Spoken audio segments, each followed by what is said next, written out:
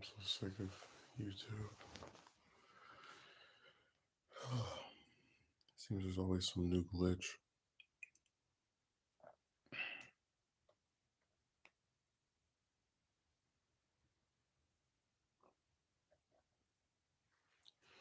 So about that documentary, I'm really excited because we haven't had one in such a long time. And I guess the only hint I'll give is that it's not a one and done. It's a two-parter at least. There might be three parts because of the length of the material. So first part's probably going to be maybe 30, 40 minutes, and then part two will end up being 2 hours, 3 hours.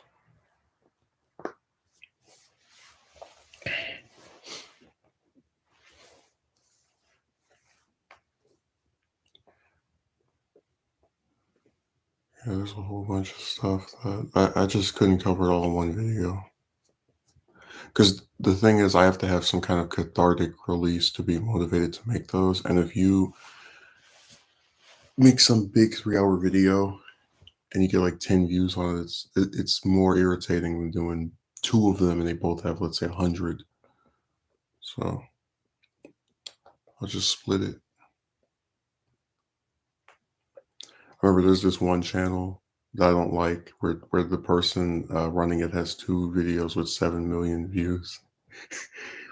And I remember just sitting here one day and I was thinking to myself, it would be so nice to just imagine a fantasy where I had that many views. Like he could not upload a video for a month and he would miss nothing because people are still actively watching those and they were made 3 years ago, 4 years ago, even longer than that.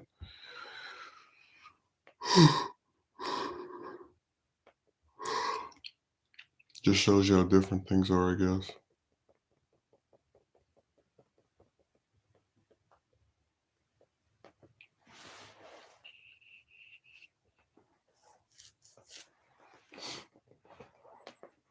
Now the amount of views some people get on this stuff really does surprise me.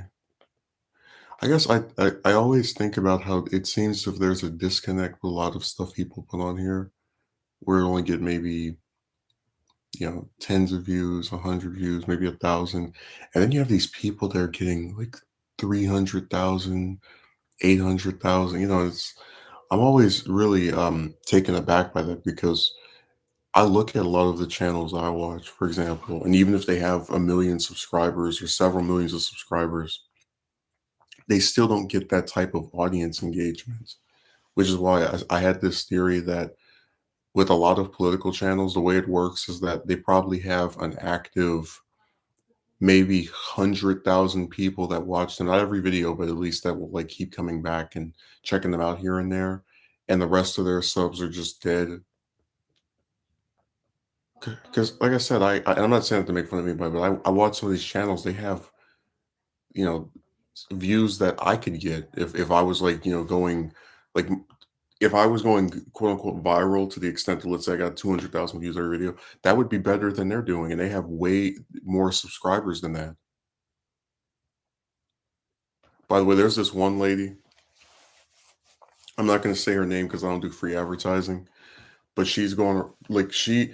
I've been seeing her on YouTube for the last maybe 3 or 4 years, and what I mean by that is I mentioned before there was a time where I used to actually watch people that gave romance advice until I just said this is hopeless. Like none of this stuff works. And there was this woman that was saying, "Oh, these are the types of things you can do if you want a woman to like you back." And I watched her for maybe a month and I left. And then for the last, I think, 2 years, I've been seeing advertisements of hers like pop up on different videos of people I watch. And I'm just like, what the hell? I guess that's really impressive. That's the only channel I've seen where, because I remember I made this like claim about how people watch when they complain about a channel like mine. I always say I'm not even that big. You can just ignore me. It's very easy. People do it all the time, including most of my subs. But someone like that is so massive that she can actually afford to have ads of her content like on people's videos to where even if you don't watch her channel, check her stuff out, you still may end up seeing an ad for, her material. Let's put it that way.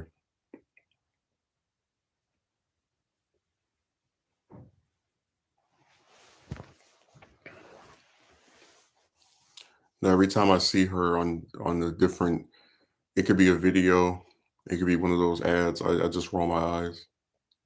Just because I think it's really sad that there are people who believe that stuff. But like I said, it's not in my temperament to like go around and try and mess up. Because I've said before that I do think a lot of the people who try to sell you the false hope that they can like make all these different men suddenly be attractive to chicks that ignore the majority of men anyway. I think a lot of those people know that they're not actually doing anything to change anyone's circumstance, except for their own, as they line their pockets with with the revenue from people watching these fables. But again, I'm not in the business of trying to mess up somebody else's hustle. So she can do what she wants. No, I never try to mess with somebody else's job. If they found a way to get gullible guys to believe who believe that stuff to come and support them and subscribe and donate and watch, 2 trillion hours of ads, go ahead. And I was looking at the number of subs she has. Like it's a number that is close to and it's not. It's a number that I will be very surprised if by the end of this year or the midway of next year she doesn't have 1 million subscribers. And I just thought that was so depressing because I'm like, what does she even do? Like I watch talented channels on here where they edit videos, where you can tell there's actual effort put into it. Every video with her is just I'm at this place interviewing this person. I'm sitting in front of my webcam and talking about this thing. I don't get, but that's why I said that like, if I had a channel that big, and we've talked about this phenomenon before. A lot of these larger channels are basically, what ends up happening is they get complacent. They feel like they don't really have to do anything to catch your interest because they've made it already. So they can just, kind of be, I don't want to say lazy, but just not really do anything that requires, a whole bunch of effort. And I was like, that's really sad. That, like as you get further to the top, you just stop even. But with her, it's different because it seems like, because I went and looked at some of the earlier videos on the channel, it seems like from the time she started, it was always just stuff with a webcam. Which again, I do that myself, but I'm not sitting at 900 or 800,000 subs. So that's what really just had me throw a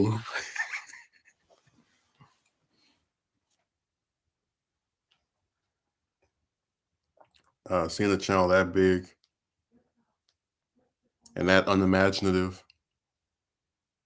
My favorite thing is when somebody I watch gets 100,000 subs and they find like a way to put that plaque that YouTube mails you, like in the background. They're like, "This is my plaque."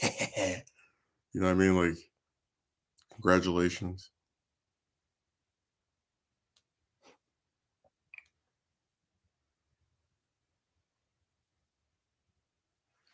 They always find a way to make sure that they got their plaque.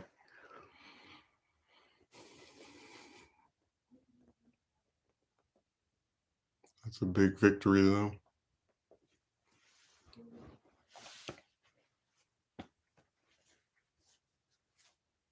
I don't know. I'm just tired of a lot of things on here.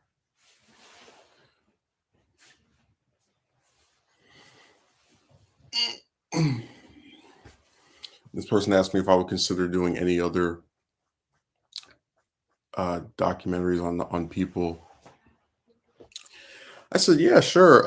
I'd really be interested in doing one on Jesse Jackson because I think he's had a pretty interesting career as like a civil rights activist who was friends with Martin Luther King and he liked him so much that he told an erroneous story about King dying in his arms or either of his presidential campaigns, which I thought were interesting and are historic because they were the among the first national campaigns run by an African American person. So yeah, there's plenty of stuff with him that could go and be in a video or be something worth discussing.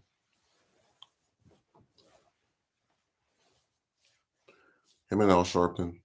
Although I'd be more interested in doing one on him than Sharpton because I don't find Sharpton as interesting.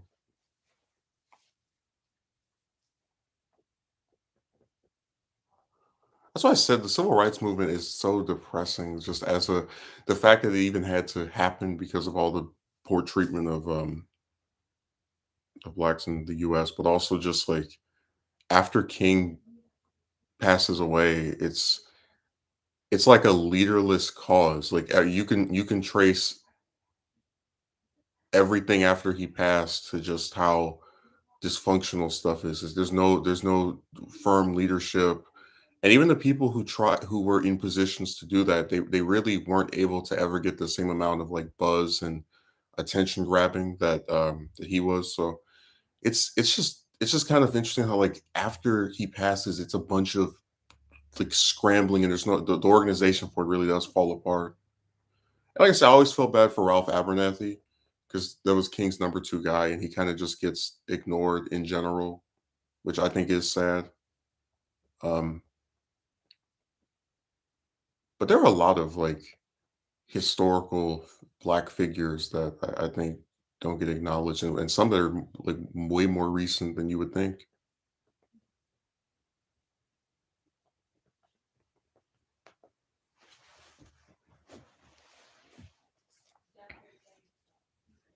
Man, there's a 30-minute ad on this video. That's crazy. Oh, that was my mistake. See if I can screenshot it. Oh, these massive ads. Mm.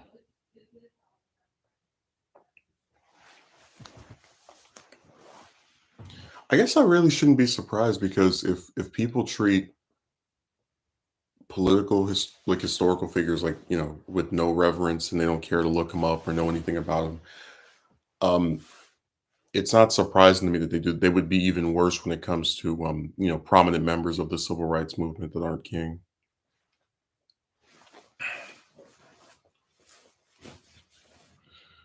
Always have to remind myself that's just how people are, which is sad because like I just think there's something wrong with the premise that you have to be a contemporary for people to be aware of what you did for them or who you were. Like I'd really like to make a documentary on Thaddeus Stevens. That was one of the radical Republicans who really fought for abolition and against Lincoln's successive president Andrew Johnson. Like that's a person I think was very important, and they don't he doesn't get enough representation. But like I said, there's a whole bunch of people I feel that way about.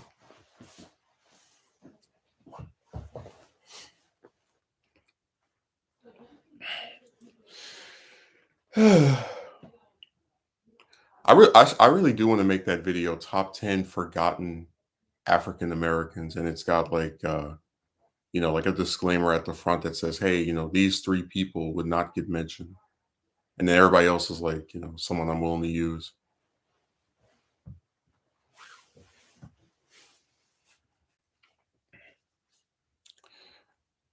Yeah, it's a sad saga with the underappreciation that people have for those who've actually done something for them.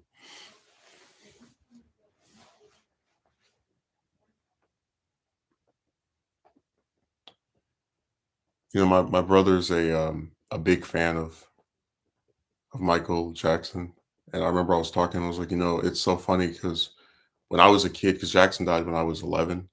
He died 2 months before Ted Kennedy did. I think like those are the two major deaths of that year, as far as the ones like vividly remember. And I told him, I remember when I was a kid, people making fun of him and talking about how like those allegations against him, which I didn't believe. Um, and then after he died, it was like this complete metamorphosis overnight. Like all these people that said all this gross stuff about him were now hailing him as this great artist. And it was like, wow, you really have to pass away to just like be treated with some kind of reverence.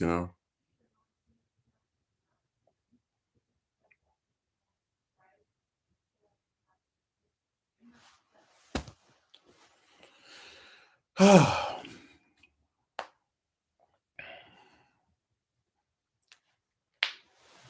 the funniest thing is I actually have people on, not oh, I don't use Twitter that much anymore, like, act to tweet or anything, but I remember when I was on, Twitter, I had some guy where, like, we were talking about the Kavanaugh situation, and out of nowhere, I wasn't speaking directly to him, he responded to me, like, he brought up Chappaquiddick, and I was like, like, it was so weird because the way it's worded, it's almost as if I did it, like, him saying that specifically to me is going to, like, disarm me and, like, I guess, defeat me in the debate because this is something I did, you know what I mean? Like, did he mistake me for Ted Kennedy? Like, what the I mean, like I said, I don't like to get caught up on these scandals because people like I that's the other problem with a lot of these like historical figures. Like if they do one thing that people remember, it and it's like not a good thing. It gets overinflated and you might as well forget anything else they did. Like if I was doing a Nixon documentary, I wouldn't even bring up Watergate until I probably all the way at the end or maybe have like two sentences because it's been covered by other places, over and over.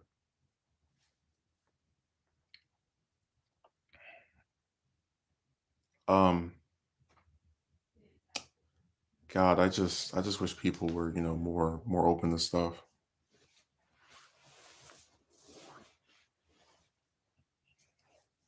I actually got this book on Ted Kennedy that I'm supposed to be picking up tomorrow. I ordered it from Amazon.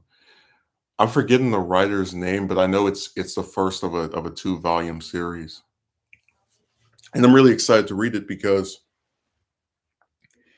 if there's one modern politician that I think you could write a multiple book series on and like it would all be like different stuff from different perspectives, it would be him. You're not senator for 46 years and you don't have a whole bunch of stuff to discuss and talk about. It's like him and McCain that out of all the senators that have passed since I've been alive, probably are the ones I'd hold in the most reverence. Like I would definitely, if I wasn't so like bogged down by all these other projects, want to do more stuff talking about them. Um, I'd say yeah, the two of them, and then maybe who else? I guess Jesse Helms, but that's I don't know if I want to discuss that. Can't discuss that without getting demonetized. um, God, I just wish people would care more about certain things. Because even with McCain, I would say that he was a lot less likable for me on a level than Kennedy was, but I probably would still like be interested. And I feel like I know basic stuff about him, but not as much as I'd like.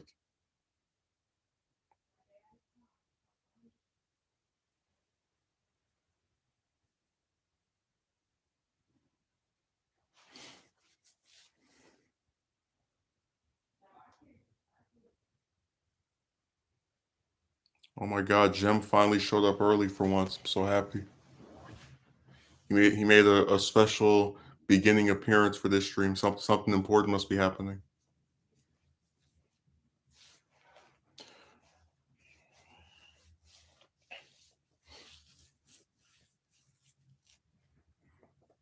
And I was just talking about how this guy on Twitter, like when we were, this is a couple years ago, when we were talking about the Kavanaugh thing. The woman that came out and accused him. How when I wrote something, and I think it was something about like he could have killed someone and they still would defend him. And that was in reference to Trump saying that he could shoot someone and he would still have supporters. The guy responded by mentioning Chappaquiddick, and it was like the weirdest, most random reference to it because like what what does this have to do with it?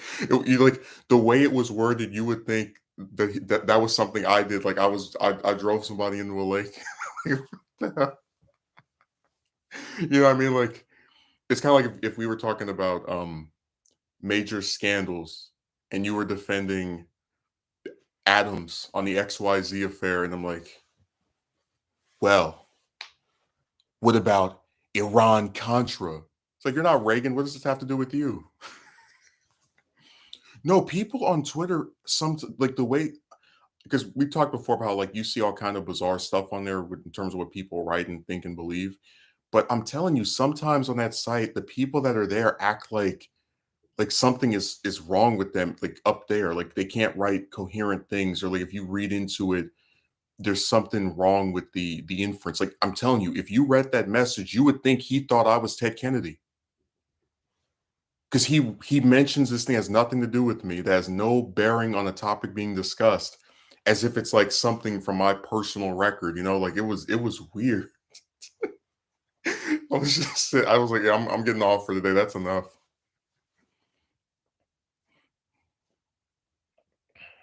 So I said people on this site just not this site on Twitter for excuse me. It's just I mean you could say stupid people, but that's beyond stupid. I can't wait for Elon to buy Twitter. Apparently he's gonna bring back everyone's favorite commander in chief. I already said before, Twitter getting rid of him was pointless because he was just gonna make his own website and it was gonna drive another site's traffic because there's a president on there. It was goofy.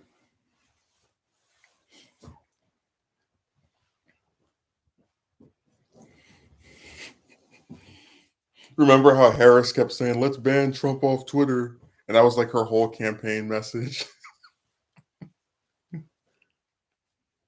That's the message of all the issues you could take on: housing reform, raise the minimum wage, um, canceling student loan debt. Of all the things you could champion and talk about regularly, you want to sit here and complain about the president being on their website. I was like, I, I just I just can't believe an actual presidential candidate made that her like main thing or one of the main things she discussed.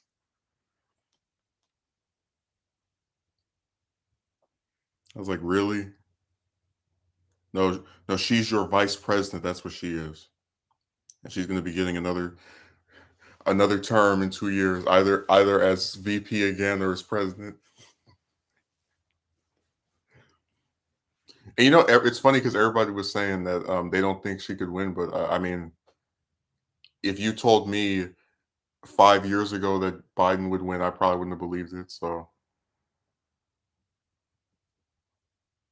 I don't take anything at face value. I mean, I remember I was there when people were saying that Trump wouldn't win. So I feel like that's just a thing that you at this point can't even take seriously. Like I don't leave anything up to what do you call it? I don't want to say chance, but just what I mean. Like I don't go and say this can't happen because I've seen people say it before and it got proven wrong. So it's just another one of those things where you have to her and Biden. Hey, you can't use profanity on YouTube. It's against the rules. People can upload videos of murders and all kind of other tragic incidents relating to bodily horror, but if you say a bad word, we wag our finger at you. They didn't care about us. Period.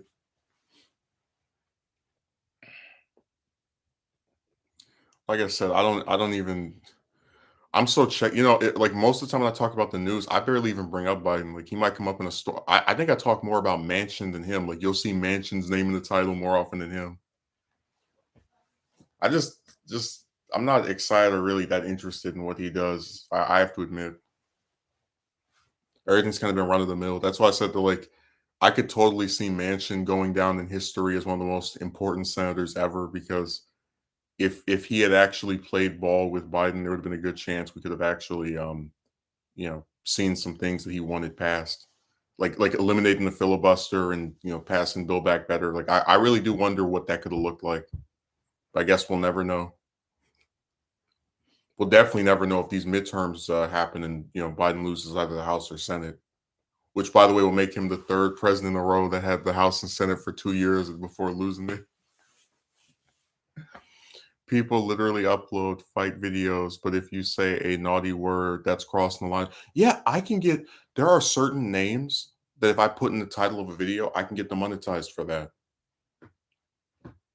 I don't want to say them because I'll get, but let's just say it's not even like bad historical figures, like current contemporary politicians. If you put their name in your video, you'll get demonetized,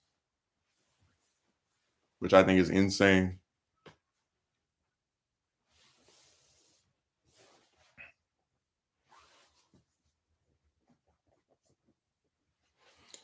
I don't know, I just feel like I got to a point with the internet where I don't even like take anybody on here seriously anymore because they have a problem with everybody. Like they'll go and talk trash about different people that you know whatever. Um, and then they also have a problem with everything because like I mentioned this before. There was a guy who I got rid of because he was. I didn't get rid of him. I deleted two of his comments because he made some comment. I'm glad this movie that doesn't exist didn't happen. And I was like really annoyed by this because how can you know how good a movie that doesn't exist would be? Like it just seems bizarre to me. But I thought it was so interesting because he was like crying about, oh, I just have a difference of opinion and you're not allowing me to express that. I said, you have all these channels that don't want this movie that you can go and leave this comment on, but you'll come to me to play, contrarian, opposition, anti everything, but I'm the one who is supposedly not respecting people's differing views. When, like I said, you don't see me on other people's channels trying to like argue them down or like that's what I'm saying. Like I just think it's so weird how you get accused of not respecting other people's opinions, but then they're coming to you to say that they don't like what you have to say. So like it's weird to me. It feels like a big contradiction. Just like I remember when I did the Taft documentary, I had this one guy that was like, try to pronounce things and I got rid of it. I was like, dude, if you don't like my audio, then go and make your own. Like if it's so easy to do one of these, then just make your own. And like I said, I wouldn't get so irritated if it weren't for the fact that I have to sit here, write a script, get pictures, put it in the editor. Sometimes you just don't feel like putting up with the other stuff that comes along with it, especially when you don't get the many views to begin with. I have no special powers that anyone else with a computer doesn't have. So they can take their unsolicited advice and ram it up their backsides. There are YouTubers who literally make hundreds of videos talking trash about one person and getting angry over every little thing they do. Oh yeah, I know some channels like that where there's a person they don't like, so every time that person makes a video or does a stream or posts something on Twitter or posts something on Instagram, they screenshot it and talk about it for a whole hour and a half for like a panel of people.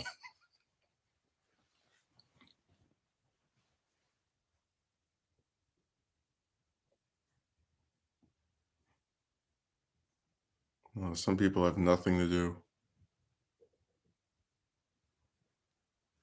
Like I said, I really don't think the ones on here are that much better because even if they don't make a video, they're still writing a whole bunch of stuff about someone that they claim they don't like.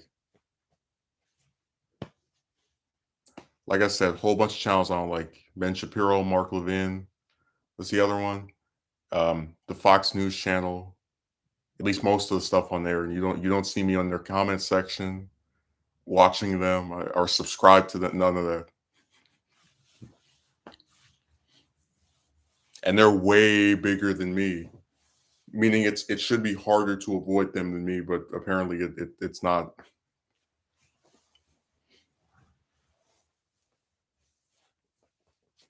The only Shapiro video I watched all of last year, there were two, all of this year, excuse me, for like the last 12 months was the Batman review that he did, which I thought was goofy.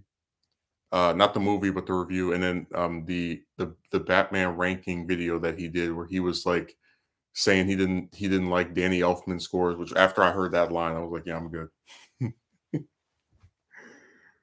Dude, Danny Elfman's one of the most legendary composers ever. You must have lost your damn mind. I know people could have a bad opinion on everything.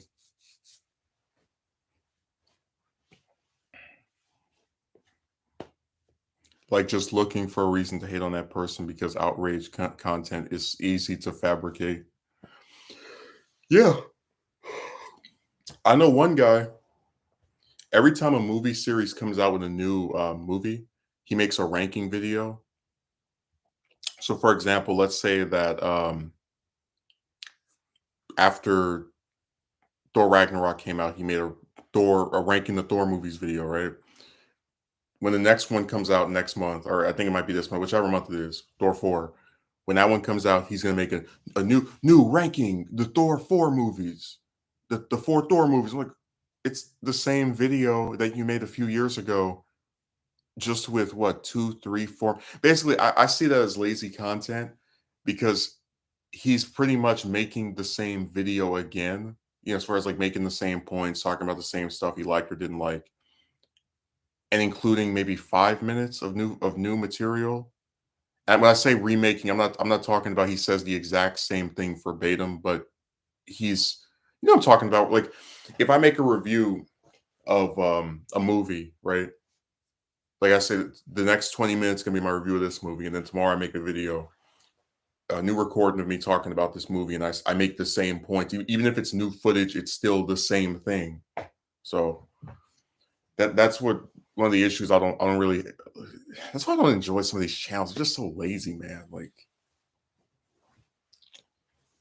I'm just tired of ranking videos. Like, every time I see one of those, I just roll my eyes. The only rankings that I like are probably character focused. Like, I know one person made a like top something MCU villain ranking. I was actually really interested in seeing that because most people don't make those. They just rank the movies over and over and over and over and over and over and over again. YouTubers have abysmally stupid opinions on media, and they engage in performative sophistry to make their opinion sound like an objective argument. And I notice a lot of reviewers I see with tens of thousands of subs, I think suck. And the reason I say this because I watched this one guy's review, and it's a movie I don't like either. It's some horror movie, and he's like, the characters were boring. Like, okay, what was boring about them? The story made no sense. How did it make no sense?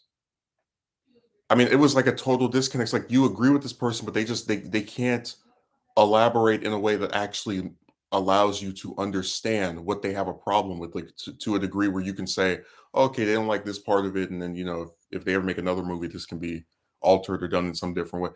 Just total useless commentary. It's like they're speaking in riddles. That's just like that one guy I used to talk to who said that in Age of Ultron, Ultron, the character like didn't look strong. He's like, what does that even mean? And he was like, you know exactly what I mean. Like, no, if you don't tell me what examples cause you to believe this character is not depicted in the way you would deem strong, I'm not going to know what you're talking about because I don't believe that they were depicted in some way that doesn't portray them as a serious threat, meaning that we have a disconnect which is not going to be rectified if you just say I know what you mean when I clearly don't. That's why I said people are they speak in generalities. They're not very informative in their opinion. That's why I said, like, listening to a lot of them feels useless to me.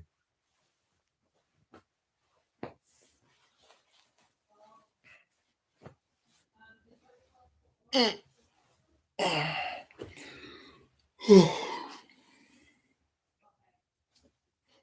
see that Gem disappeared. He decided after making his early bird cameo to fly the coop.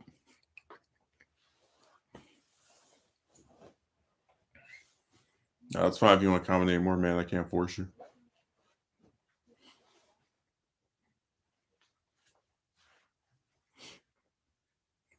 He sounds like one of those power scalers who cares more for spectacle over story.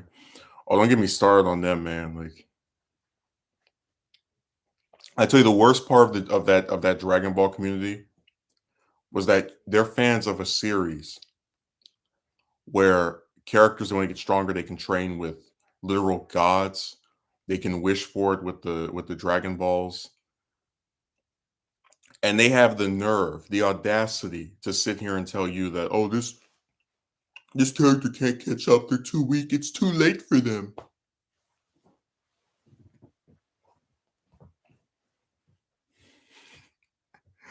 Dude, every time they say stupid stuff like that, I really do feel like I'm in a, like, parody of an opinion. Well, they care enough to keep coming to me and writing stuff on my channel, so I mean, if someone asks me why I believe this or why I want this or tries to claim this can't work, I'm going to respond to it if it's written directly to me. Yeah, it's a fantasy story. And like you understand how that's so contradicting to the message of that series about how you can do anything if you try hard enough, and it's like, no, they can't do anything and it's over and you're done. It's like, according to who?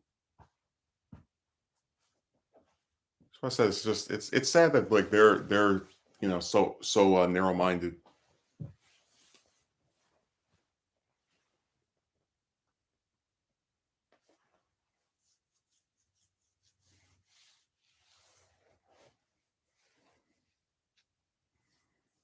So I said people just sit here and write random stuff without putting any thought into it. Like another thing I noticed is that if one channel begins makes a review and they're like really massive or they're like they have like tens of thousands of subs, their subscribers will actually watch their review and not the movie itself, and then we'll go around and spam like what they said. Like let's say I make a review of give me just an example, Captain Marvel, which I'm never gonna watch that movie because I don't like Brie Larson, but just hypothetical. And I say this movie has an unlikable protagonist who is so boring you could fall asleep while watching her fight people. And then my subscribers go around on different videos where people talk about Captain Marvel and they're like, I'm glad I have to watch that movie. It has protagonists so boring that you could fall asleep even while she watches people. You see where they parrot the things that I said to the point where you really do wonder how many of them actually saw this, because there are people who watch reviews of things that don't even watch or read the thing that the review is about, just because they like the channel or the person, who's talking about it. Is because they believe power is inherent rather than something you attain through hard work. They have this false dichotomy of superiority and inferiority. Dude, I'm telling you, I couldn't believe that like so many of them do that. Oh, it's too late for this person thing. That's why I said there's a part of me that, well, I'm not one to be happy about like getting low views or not as much as I would, usually be prefer. There is a part of me that is kind of glad the Dragon Ball stuff didn't do as well as it did, and that's just because I really don't like a lot of those fans. Like,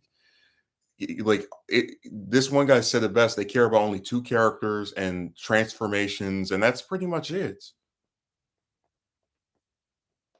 So I'm really not that regretful that that stuff didn't take off. If you're not going to pay a lot of writers to make this script, then I see why pointing the finger is so real. Uh, Akatsuki Merchant writes, I like to call these people Dragon Ball fans and name only they care about because they don't care about the original message of the show.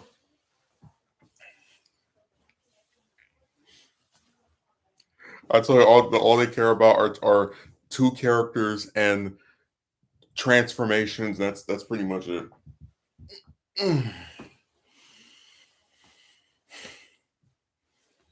You go on Twitter right now, they're talking about when Super Saiyan 5 coming, when is when is Super Saiyan Green coming, like it's goofy.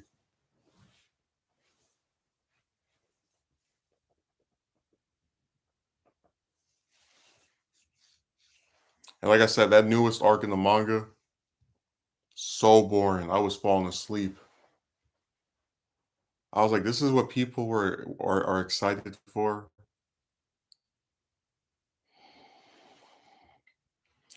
This is what people think is appealing. A whole 15 months of some guy that doesn't like Frieza, but we're not gonna have Frieza in the arc even though he's alive. And then he's gonna make a wish to be stronger that cuts his lifespan down to only 3 years remaining. I just I wasn't feeling it.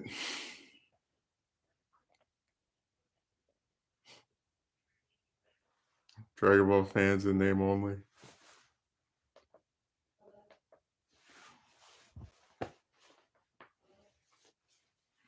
Like I said, I'm really tired of them.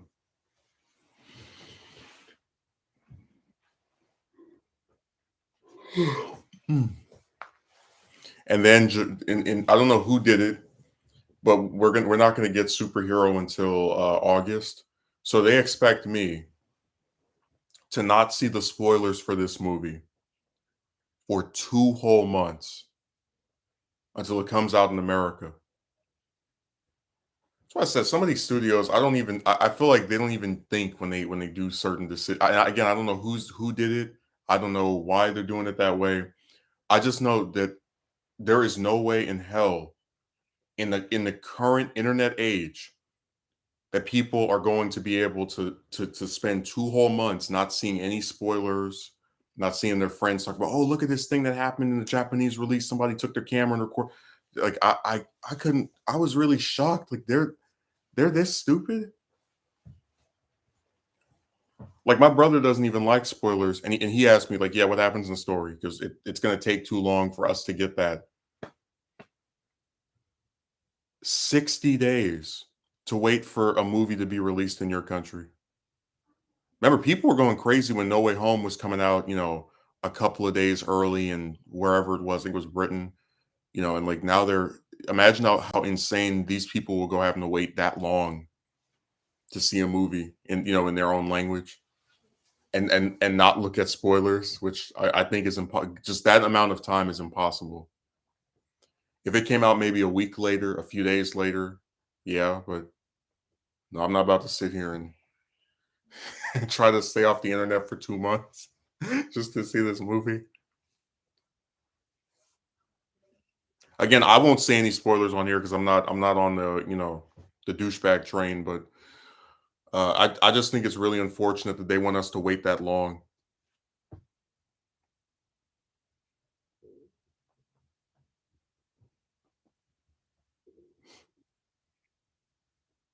Oh man.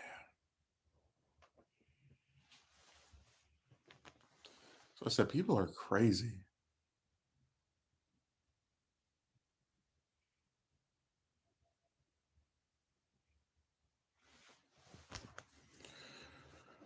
2 whole months.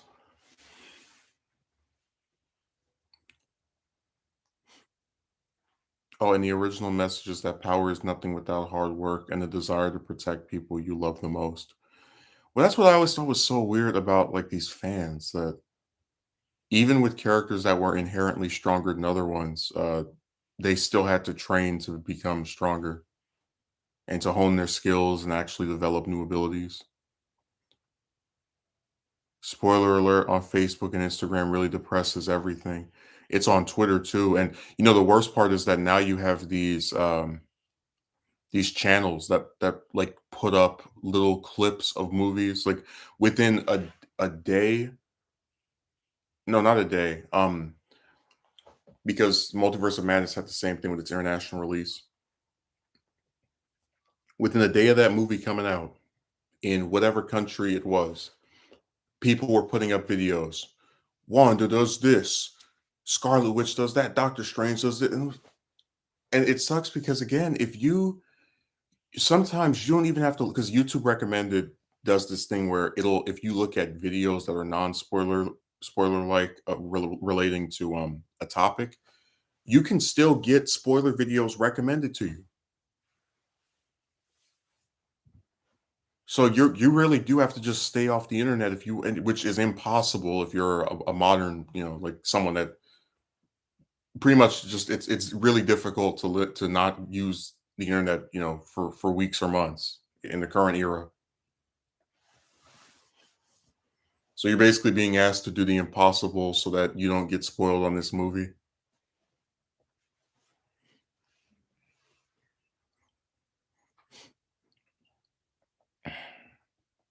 No, good luck finding a movie you can watch without having it ruined by the internet. And it could be several days after it comes out and everything about it is just posted online. That's why I'm really tired of international releases, because it makes it to where there's these people who are jerks that go online, like they're from one of the countries that gets a little earlier. They go online, they just spoil everything. I remember I was in this one Discord server, and it was like 2, 3 days after No Way Home came out in the US, and this person was like, "In No Way Home, this happens, and this person," like, and I was thinking to myself, "Are you serious?" Like, I had seen the movie and I was offended because there are people who genuinely don't like spoilers. So I don't. As far as this stuff is just weird to me. Like, you got some real jerks on here.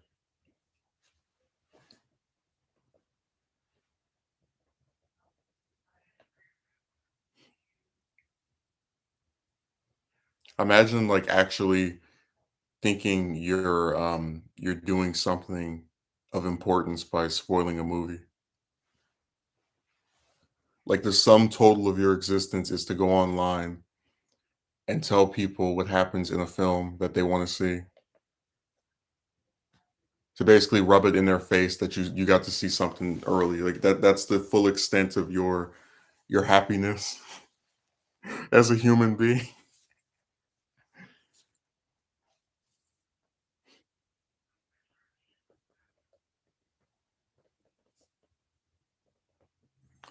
No, I went to go see No Way Home the Thursday before it came out because I was just so tired of all the just like the whole like I said that the stuff for that movie, the hype for it was really nuts, and people were making fake posters and fake toys where they put like some old toy in a box and change the way the box looks to pretend they have a scoop. It was really nuts. So I'm just glad that's finally over with. It's easy to be a jerk. That's why a lot of people act like that. Acting like a jerk offers immediate self gratification, and they want attention too. Oh, there's this movie that people want to see that doesn't come out in their country for another several days or weeks. Time for me to spoil it. And it's different if someone asks you, "Hey, what happens in it?" But like this person came into a server that has nothing to do with superheroes and starts writing like major plot points of the film in like a paragraph. It's like this is so I made sure to just look away from that.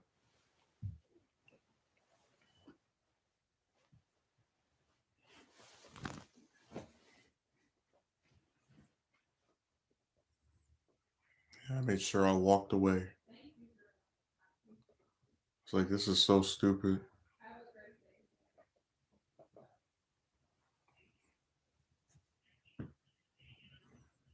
They love that immediate self gratification if it makes them feel strong. They're like, yeah.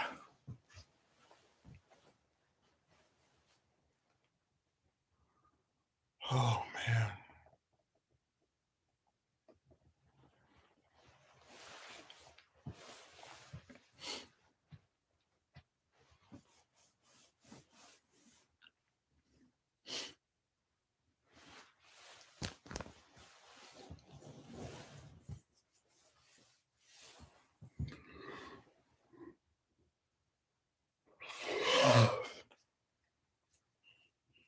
It's funny too because I remember for years people kept saying, "When Super is coming back, Super is coming back," and then the show never returned.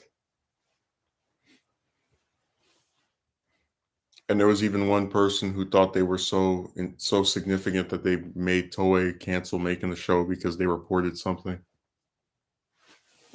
which I thought was hilarious. Like, imagine being a channel that has a couple 100,000 subs and thinking you're so significant that you just destroy the chances of a series coming back for millions of people. Oh man, that ego is just really out of control.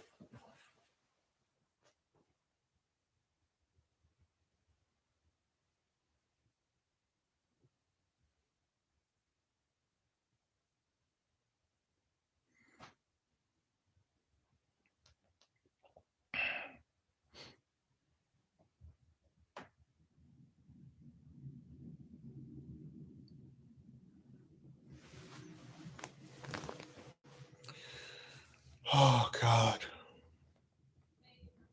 A lot of people really do have unchecked egos. I guess what gets me is that I know that maybe there are some channels that they do things and they're in contact with the studio and the studio doesn't like it. But the idea that a studio would change its plans and its mind about reviving a TV series because this one person made a video about them, I think is really nuts.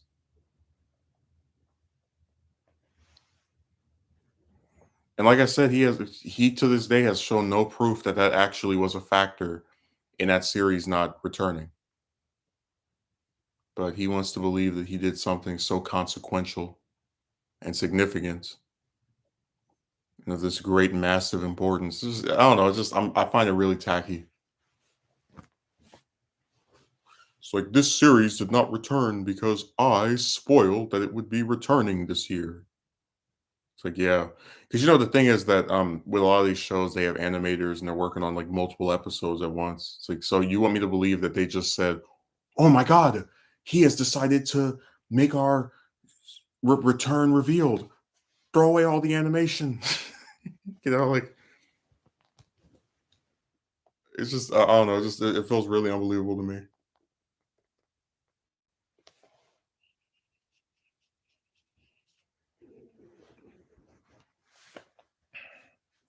No, these unchecked egos get in the way of everything. They just allow people to think they're more important than they actually are. Like I remember there was this one broad they did a video on, and she was like, "Oh, are you gonna make another video about me?" Like, I made one video where I mostly talked about you, and then you're like mentioned as an example for like I think 2 minutes of a stream.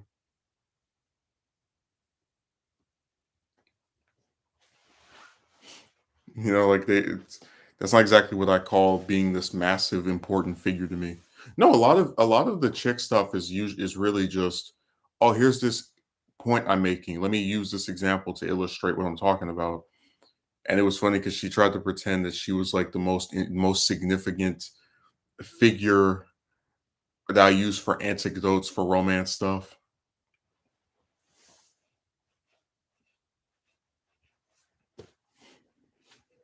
A lot of people are extremely pretentious.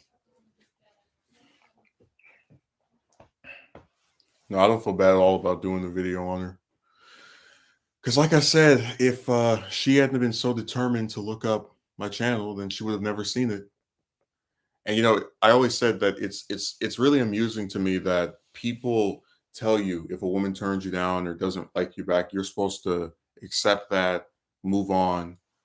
It's like, okay, you accepted it, you don't bother this person, but then you're not allowed to talk about this or make references to it as a way of venting your frustration over the same old tired results. Like, really? Seriously? Remember I said before that people online want to say whatever they want to you, but they also want to control how you respond to it or the way in which you reply to their comment.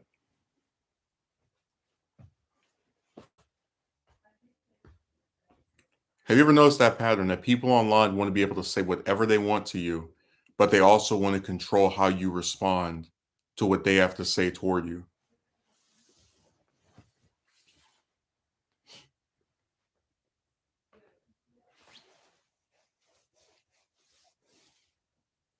Oh, these unchecked egos just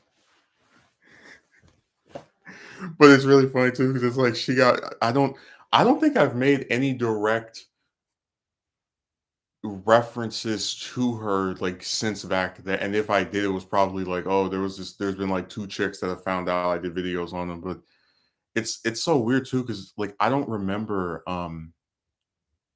mentioning her that much. So it was funny because it's just like she really is not that important.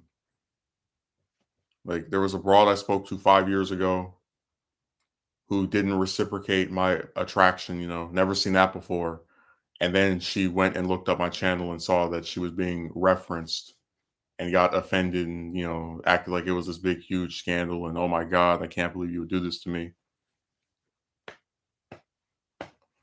Like I said, I don't care because these people treat you like trash all the time. And I feel like if the worst thing you do to them is talk about them in a way where nobody besides them knows who they are, it's not that big of a deal.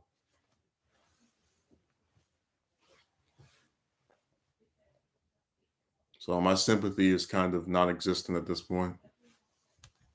Because like I said, I just feel like if they can treat you whatever way they want, you should be able to do with that story what you would like. I genuinely believe that.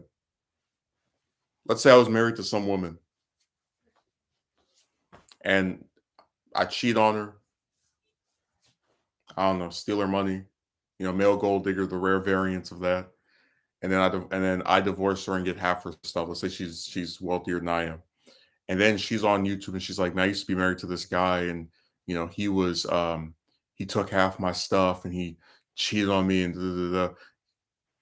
I don't see what is wrong with her discussing those things if that's part of her backstory or stuff that affected her in the past, and illustrate why she no longer believes in love or in happiness or marriage, whatever combination of things she may be cynical on. I don't see where that's something that would be a problem as far as like discussing. So I don't feel bad at all.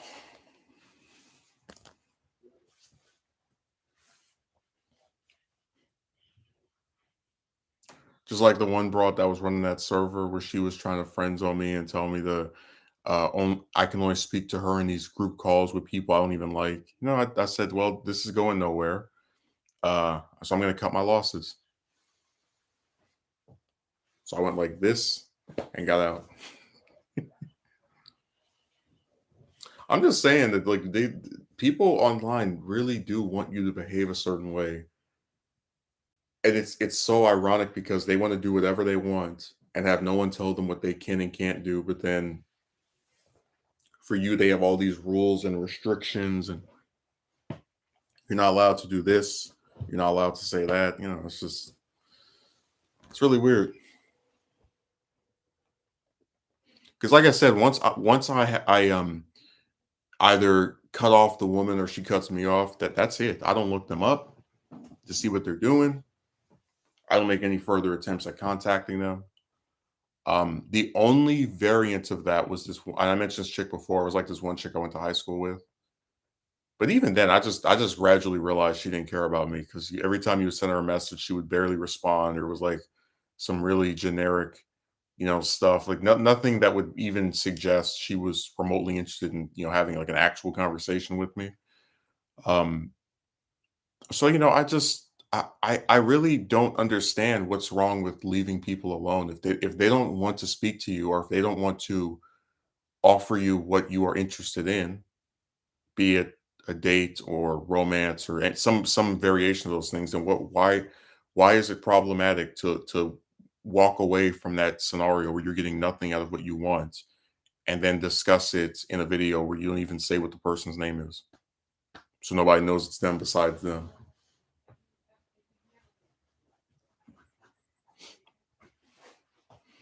So it's just a really strange contradiction.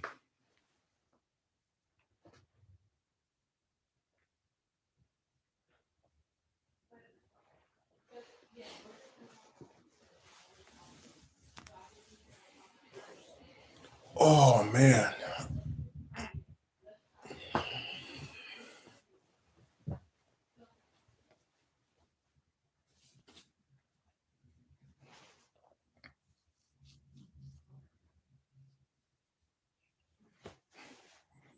extremely pretentious.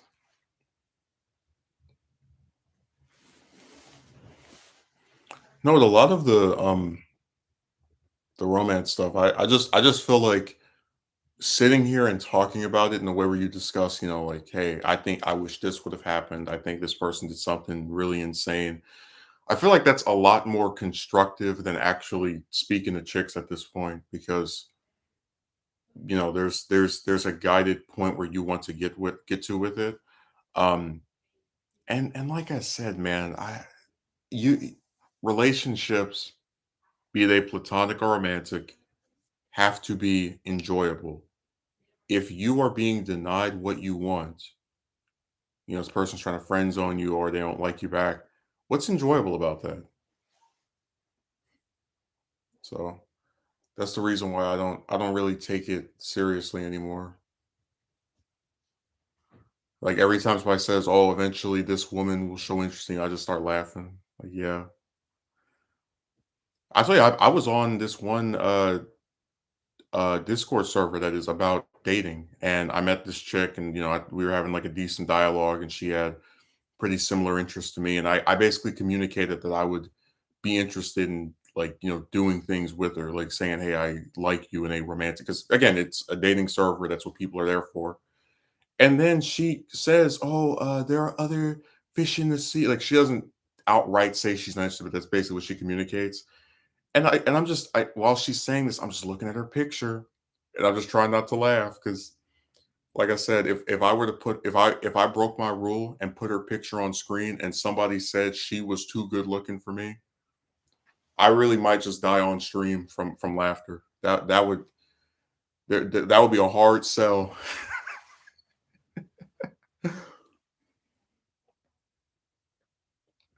Man, I've never been that amused to get turned down before, or to have someone say that like they're not interested in me. Because I still wouldn't equate that with directly asking someone out. It's just you saying you're attracted to them. Ugh. Which, like I said, I only said that because I was in a server where that's the purpose of it. But yeah, there's always a small sense of like tragedy in the idea that even if you meet one of them that has similar interests to you, it still goes nowhere. What I mean by that is, like I said before, a lot of chicks I think are boring. I don't think are very interesting to talk to. Um, I don't feel like most of them specialize in something that I would deem as being, you know, um, very worthy of just having a continuous dialogue about. And with that one, she knew a lot of the same films that I did, knew a lot of the same actors, and it was even something like that, as brief as it was, is still a breath of fresh air compared to a lot of the standard dialogues with these boring, chicks that I've spoken to. And it was like, God, even when you get a little bit of what you want, you still can't have all of it, or at least most of it. So I said that romance stuff is just it's just a hamster running on a wheel at this point.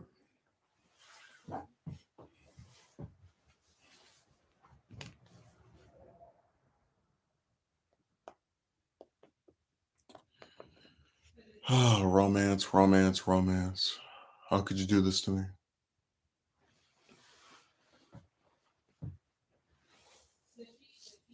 What a sad state of affairs.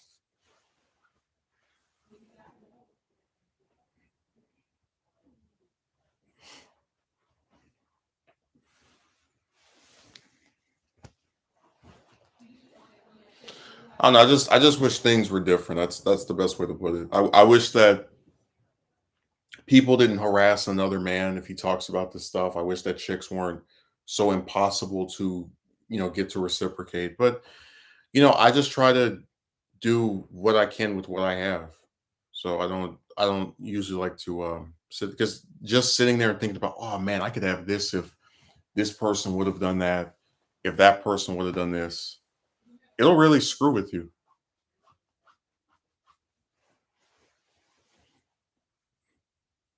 So I just try to, you know, I want to say not think about it, because I do hear it every now and again, go, man, that could have been nice. I go on Facebook, I see somebody with a picture of them with their wife and their kid. It's like, wow, I could have really had that if one of them reciprocated ever. That's why I said that I think a lot of people just do not want to see someone else, like at least a man anyway, succeed, because to tell a person that chicks are different from each other when this person has spoken to such a high number of them that they've lost count, and then expect them to believe that stuff as they've gotten the same result year after year. I mean, it's almost like trying to convince someone that the sky is orange. Like it's just not going to work. And when I see how many guys have the same like issue, like problem, I really can't be convinced. It's like, oh, there must be something wrong with you because it's like you go and you look at what do people tell you if you want to get someone to like you? Oh, you have to ask them out, you have to approach them, and these chicks never have to do that. So of course, to them, they can just turn down a whole bunch of guys and feel nothing towards any of us.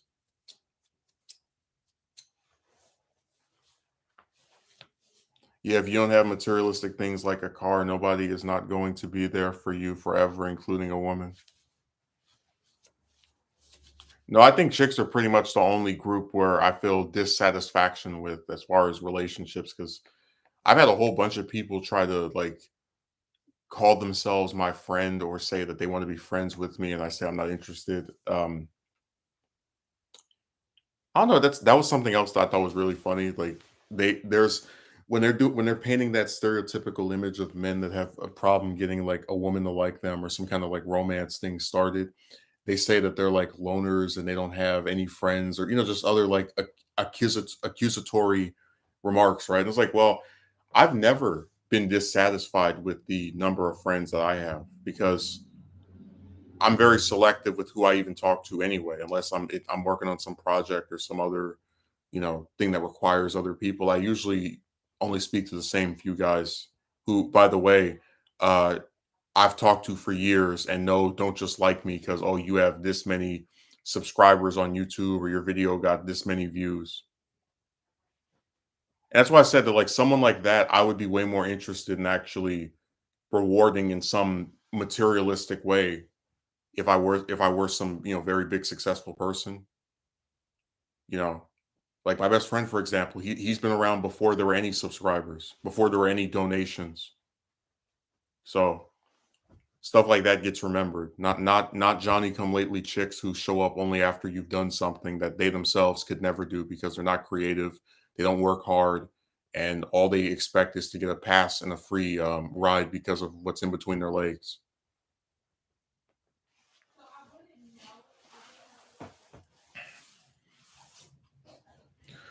So no, I don't agree on the nobody is going to be there for you forever. If you wanted to say a woman's never going to be there, I would say yep. But as far as like you can't have any fulfilling friendships with other guys that actually treat you like you're worth a damn. I don't agree with that at all.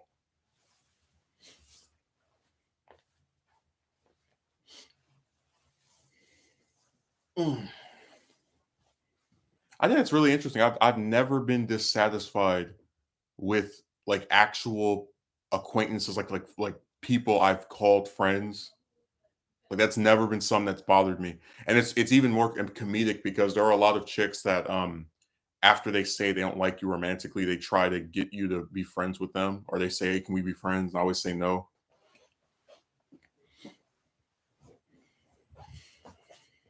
Because, like I said, I think the friend zone is a poor substitute for what you actually want, and is a lot longer lasting potentially, which I'm not interested in having. I know. Well, a lot of these chicks, I kind of like to be one and done. Like if they say no, then that's the end of it. You just don't talk to them anymore. So sitting there and trying to speak to one of them and hoping that all these years of, by the way, I thought about doing a video about like why I don't want female friends, and there was a like interesting poll. I think it's Queera, whatever that site is called, where there was some woman who was responding to a guy that said that, and she was like, there are men who actively plot to become romantically involved with you, and it destroys your trust in them. It's like, that's what I don't understand because if you don't want to talk to chicks and be friends with them, in quotation marks, you have people who will say that you're like sexist for that. Um, but then if you like call yourself being friends with one of them, it's also like a manipulative tactic, which when in fact a lot of these chicks are the ones that suggest being friends with you anyway. Dude, that would be a funny like what if video. What if I allowed myself to be friends? I'd be talking to like 10 different chicks today. I'm like, no, thank you. Goodbye. I'm not interested. So many of them love doing that. It's like, hey, go away. Get lost.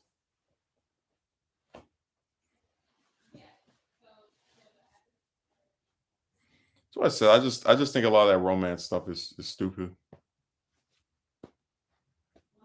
Like I think having to be friends with someone because they won't go on a date with you is dumb. I think having to like talk to dozens or hundreds of chicks just to get a date is absurd. I think harassing somebody because they don't want to talk to chicks is also insane.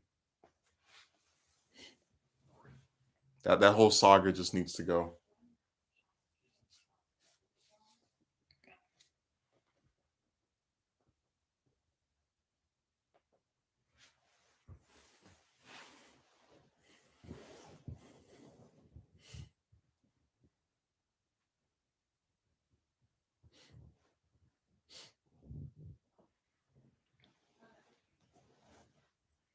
I'm telling you, it's so funny how everything you do with a woman, they always have a way of making it sound like some villainous plot.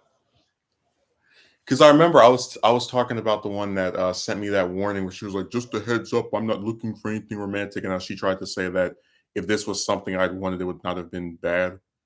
And then the other one from a few weeks ago from that runs that stupid server was trying to say that like it was like she had two narratives. She was talking about how annoying it is to get all of this, as she called it, romance BS.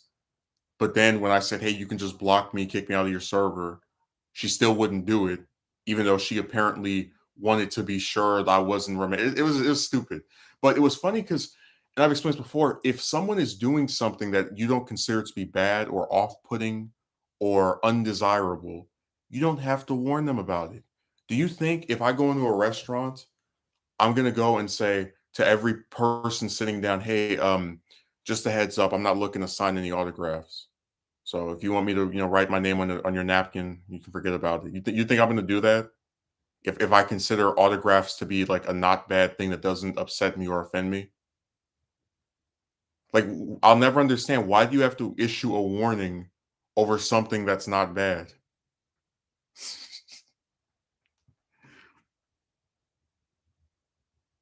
Oh yeah, approaching chicks is totally not a bad thing. That's why they tell you not to ask them out. I had a friend for the past 30 years. He has a car and now doing bodybuilding, got a wife and two kids because he worked hard.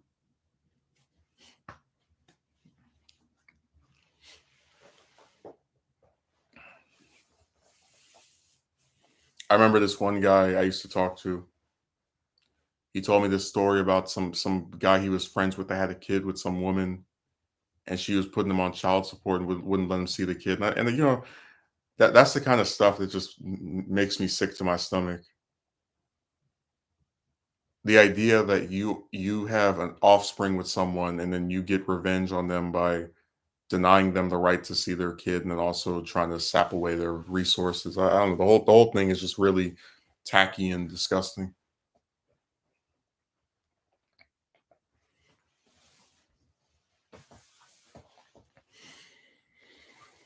That's why I said that woman saga is just a really unforgiving, unmerciful exchange of things.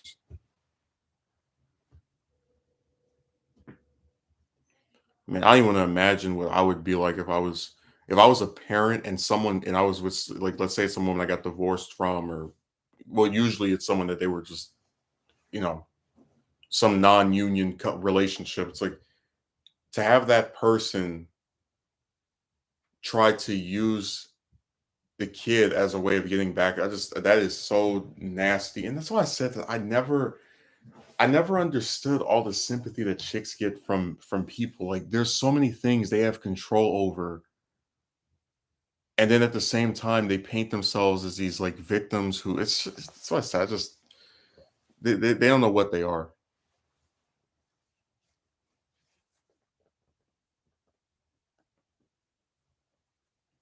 They're just a confused crew.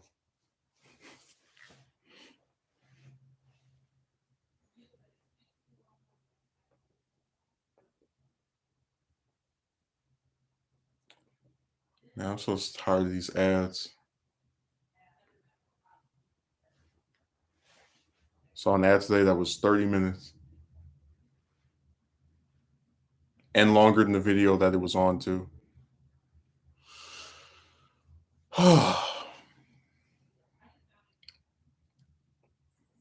Akatsuki merchant, are you still here or did you leave? If you left, I understand. I know you're getting really tired of these streams. I remember this one guy did a stream. This is why I don't deal with relationships.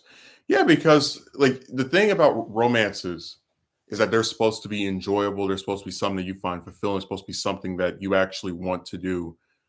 Who finds it enjoyable to date a woman who only likes you because you have a car or some excess of money, or enjoyable to have to pay a bunch of child support?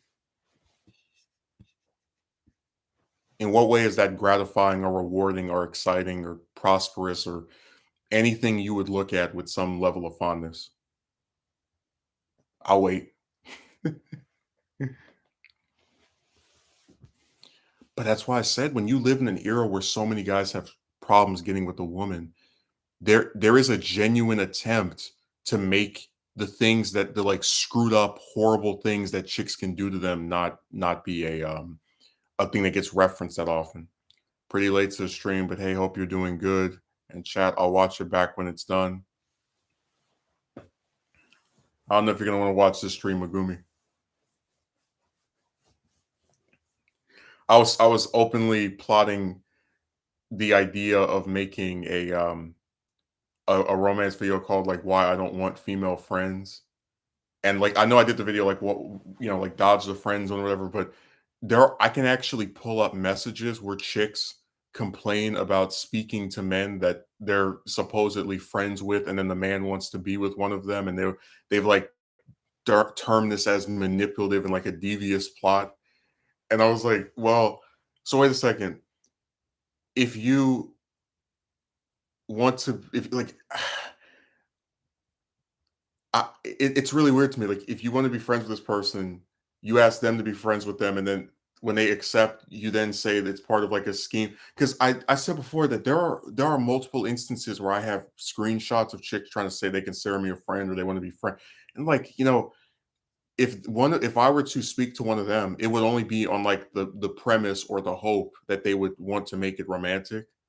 So even then, it's supposedly like a bad thing to be friends with one of them, and it's also a bad thing for me to want what I already wanted before you tried to give me this half measure of being friends.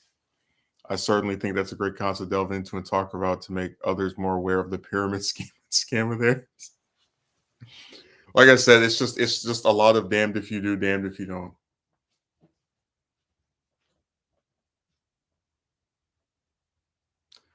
Like you just can't win with this stuff.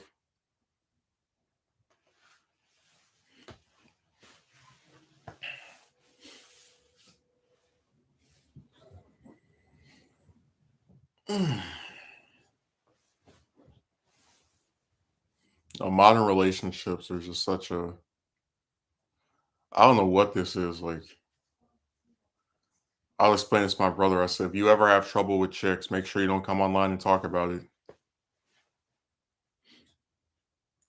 Because the way the cycle works is that you go up to some woman, you talk to her for weeks or months, sometimes even longer than that. Then you get turned down. Then if you talk about online, you have some person who tries to like accuse you of lacking in several areas. And then you speak to another woman in the same, and the whole process repeats itself. It's just add insult to injury.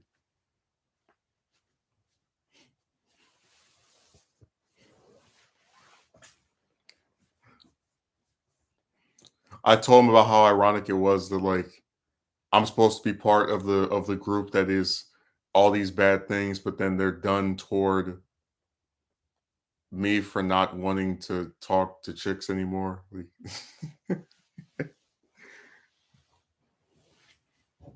because he knows what irony is, so he was able to pick up on it. But you'll be surprised how many chicks have said, and I don't think I have all the screenshots because some of this stuff was from years ago, but there are a lot of chicks that say, "Can we be friends? Are we still friends?" If they like turn down your romantic proposal. And I'm just like, when does this stop? Like, because I've said before that to me, having people come online, I like to say I'm not affected by like the internet stuff, but having people online tell you that you're not a good person or you're lacking in these different areas or you're undesirable, etc., because a woman doesn't like you back romantically, and then having these different chicks try to like retain you and keep you around, it contradicts itself. Which is why I said they need to pick a narrative and actually stick to it.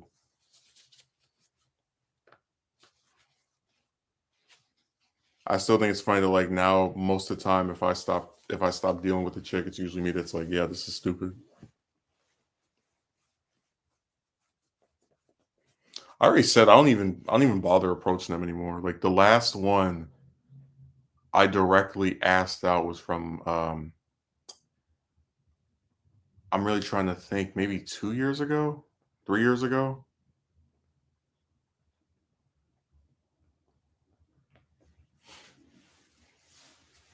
Like that stuff got so stagnant. I don't even remember the last time I asked.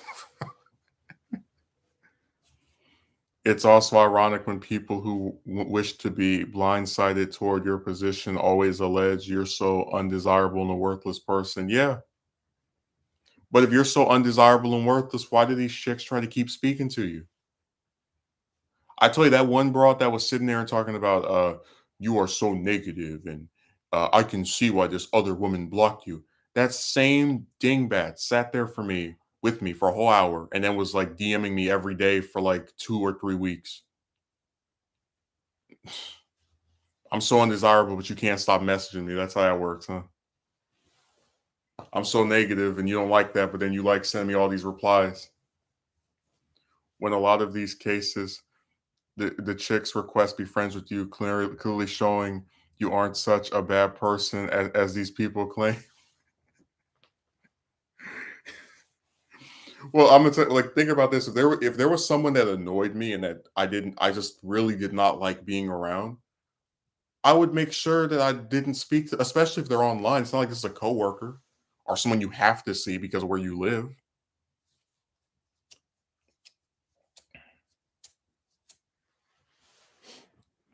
Dude, so many chicks ask, "Can we be friends?" Like, I'm not I think at minimum, it's like 10 of them that have done that.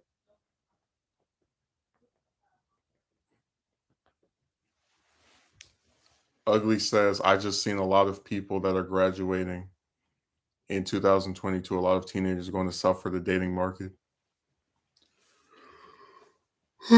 Well, it doesn't really seem like there's a market. It seems like a bunch of guys getting turned down by random chicks and then people harassing the guys for the result they get. So how does that make sense? It doesn't.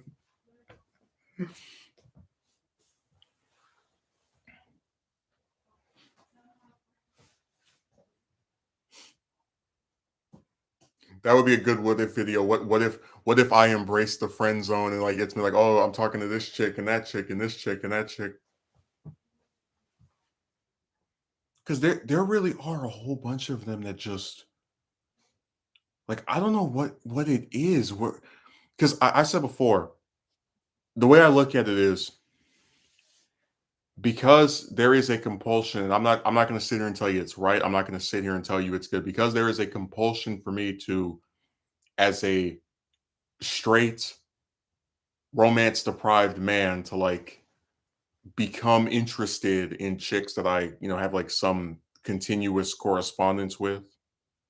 Um, that's why I genuinely prefer to not speak to any of them unless it's project or I'm in some group of people or some other thing that is not just me and them because I know the results I'm going to get and it's not going to be one that is preferable to me. So to like sit here and be expected to want to be friends with one of them and talk to it's stupid. I find more enjoyment in playing video games than I do to talking to people who don't care about me. Yeah.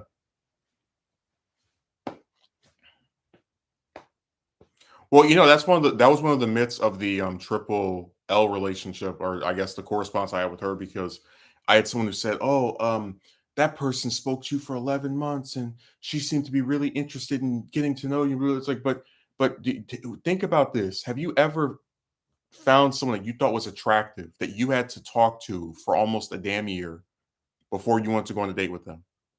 And also, the exact time period is a little less than that. What I mean by that is, if I said that I spoke to um, a Kotsky merchant from January of last year to November of last year, but we only spoke maybe twice a week. Sometimes we didn't talk for a whole month.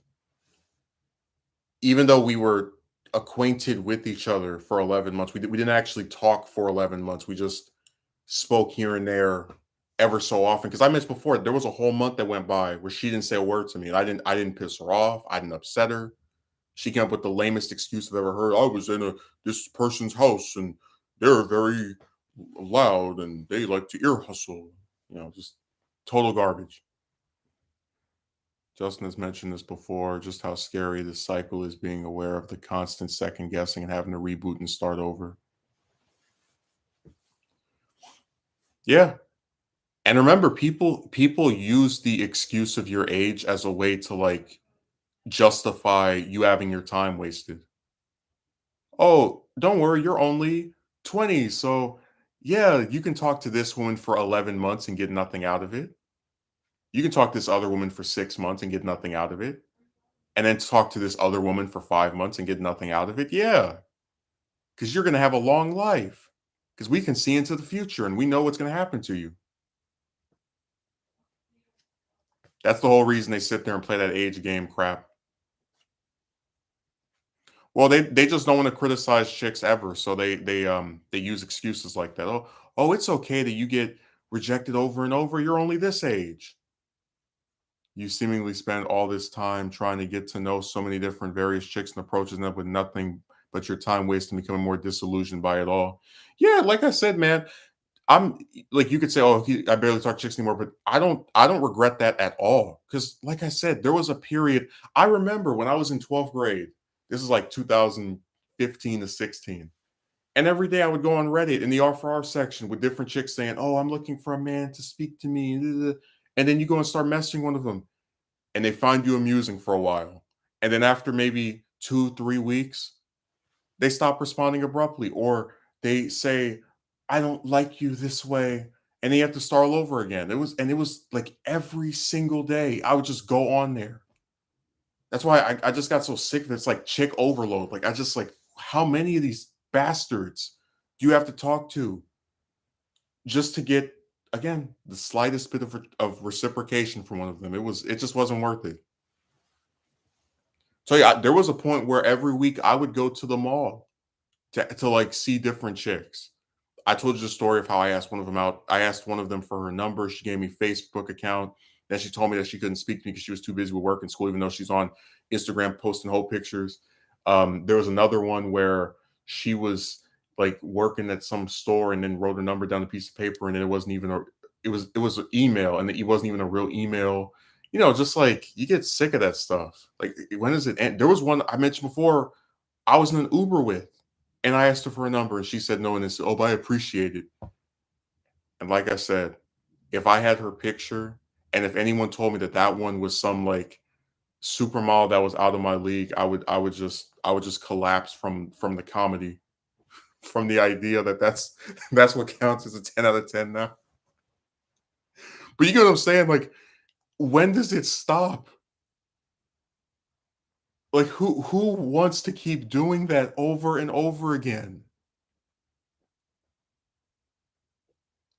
And like I said, people never acknowledge the external factors, which is why it's easy for them to say, "Oh, if you had just done this, if you had just done that."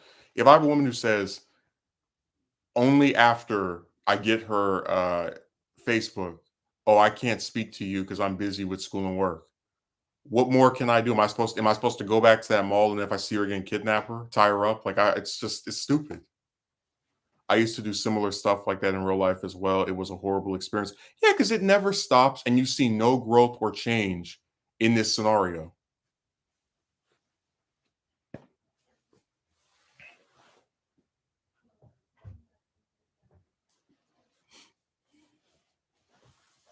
I'm just wondering when do you get to say, all right, enough is enough. I'm tired. I'd like to focus on things I can actually do something with instead of just all these chicks are like, because remember, no one is ever sympathetic toward you. You expected a bunch of women to like you just because you spoke to them. It's like, well, hell, what else do you have to do? Win a damn Nobel Prize? Like, Jesus. That's why I said people just they just love sitting here and expecting you to do all this stuff for nothing. So much effort for so little reward, you know. I mean, I have countless tales of like asking chicks out in real life, and it goes no. That's why when people say, "Oh, relationships online are especially bad," and trying to get a date online is especially, it's like, I'm sorry, I don't believe that. Like, I'll put it this way: nothing online has been any worse than stuff that happened in real life.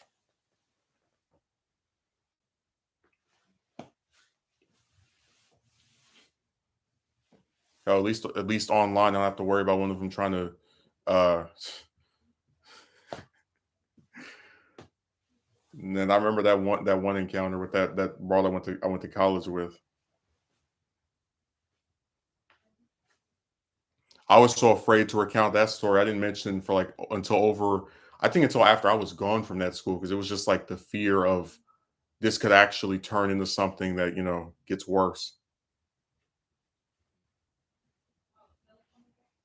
The block button is so brutal. Well, I mentioned that one broad that I was talking to on, what was that, Insta garbage, and then like she didn't respond to me for a whole month or like some extended period. I was like, hey, so are we gonna actually keep speaking, or are you not interested in talking to me anymore? Because I want to know that I haven't wasted my time for nothing. And then so I'm so I said, man, that chick stuff is just every time I think at this point, unless I'm involved with some chick on a project or some other like thing that has a specific purpose, I really don't want to speak to any of them ever again. You know what I mean by that? But like on a personal level of, oh, I just want to have fun with it. I don't want to do that again. Because nothing good comes out of me interacting with them. If it's not some kind of constructive group endeavor, I don't want to be bothered. I really don't. Remember how your age invalidates your opinion and experiences. Yeah. Well, like I said, my brother, you know, already had some chick that blocked him on some site after she sat there and acted friendly toward him. So, I don't need sometimes I don't even need to speak. Like I want you to understand that that thing with her happened entirely unrelated to me. Like I could not exist and that would have still happened, you know? So he's already getting his first taste of the absurdity of chicks.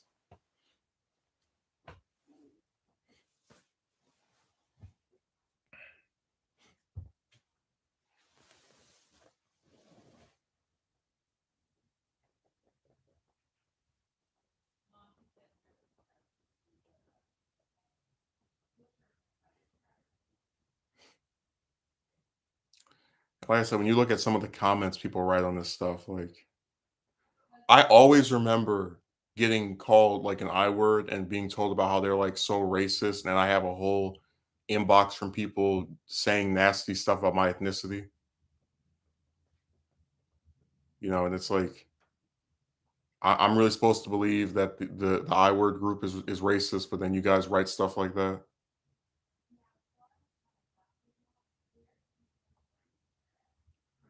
Well, I already said that it's when you have the reason I think it's appearance is because if these douchebags can talk to you for weeks or months, they clearly enjoy your company. So if it's not you as a person, like your personality, what else could it be?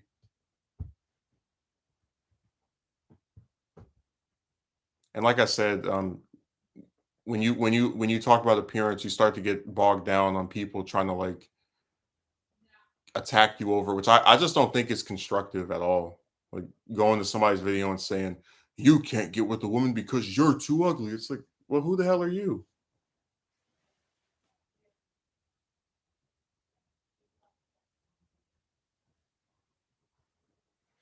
I just don't see how that stuff is constructive. Remember, every woman is out of your league.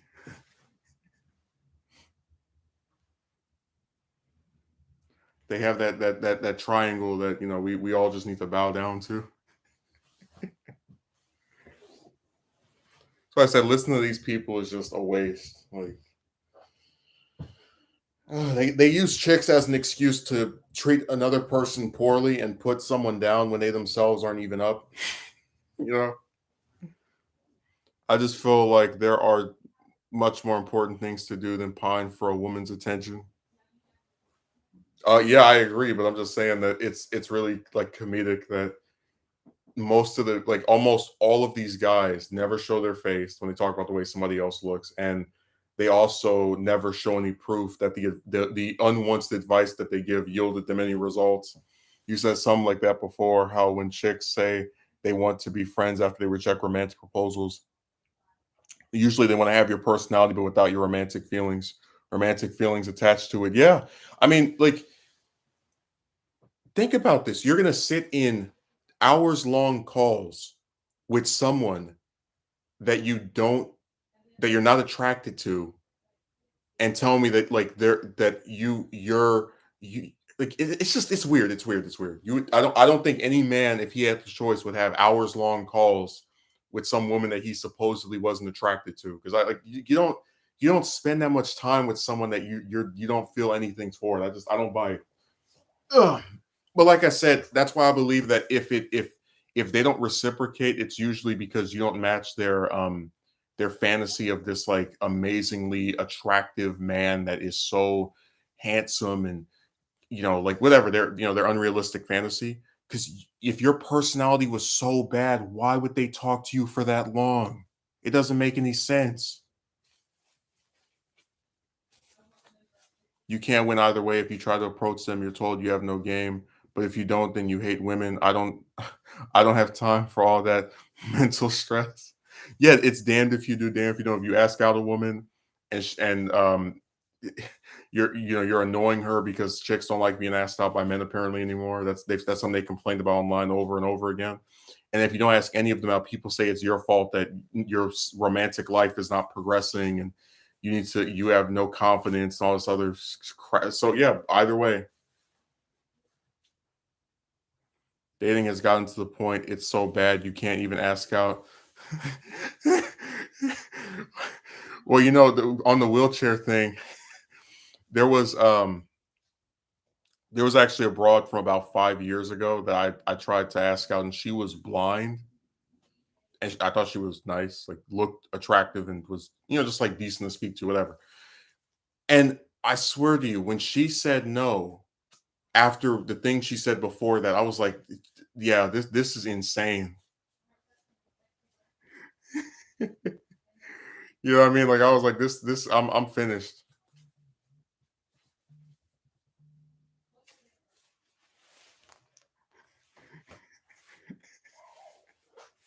Dude, it doesn't matter if that woman's in a wheelchair, if she's blind, if she's deaf. If you don't meet her desired attractive man, then you're screwed. And she'll sit there with all the fluff pieces. Oh, I feel like we have a connection. I thought we were becoming closer. But it goes nowhere, man. Because like I said, they're not attracted to any damn body. They're attracted to the attention. Oh, thanks, Megumi. I appreciate it.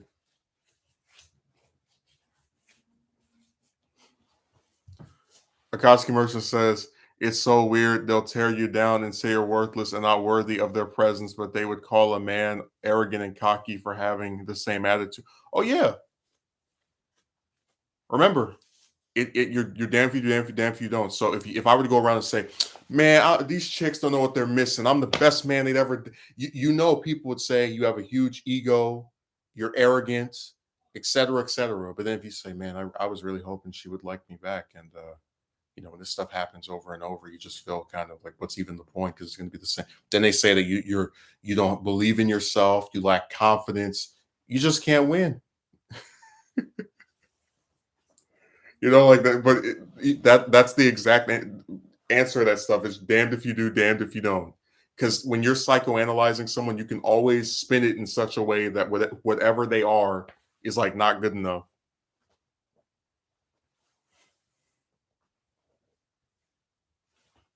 I think disabled chicks can find love. I absolutely believe that.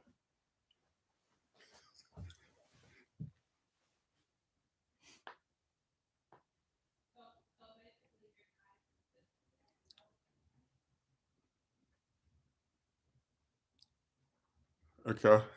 Akatsuki Merchant writes, people really don't know the difference between having confidence just being an egotistical prick. That's because a lot of them are. Let me read Roman's comment. Have you tried meeting women through your hobbies though, like any social clubs or stuff like that? Yeah, I've met chicks that are into the same things as me, but again, the problem is they still don't reciprocate. Like the chick that I mentioned that was blind, she could draw pretty well. She explained that she did. It was like I thought that's why I said that like it's so frustrating how even if you have more things to talk about than usual or you have things in common with them, they still just don't ever have any type of return of your attraction. That's why when I mentioned the one from like a week or two ago, she was into the same type of movies I was into. She actually shocked me because she knew an actor I was talking about without saying his name. Because I just assumed that she would know who he was, and I was like very impressed by this. But again, they don't reciprocate. And like I said, when I sent her a picture to my best friend, he said, "Damn, it must really be over." If you get turned out by somebody who looks like that, like that was that's the final nail in the coffin for any of this romance stuff. I was like, oh my god, like really? Yeah, like I'm telling you, I've met chicks that like every other thing I like. Because the one that I mentioned from a week or two ago, she also liked writing.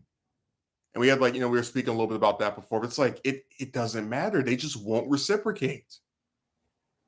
You have to find your partner to be a picture perfect model top 10, but there is an average level of attraction that should work. Tough times, man.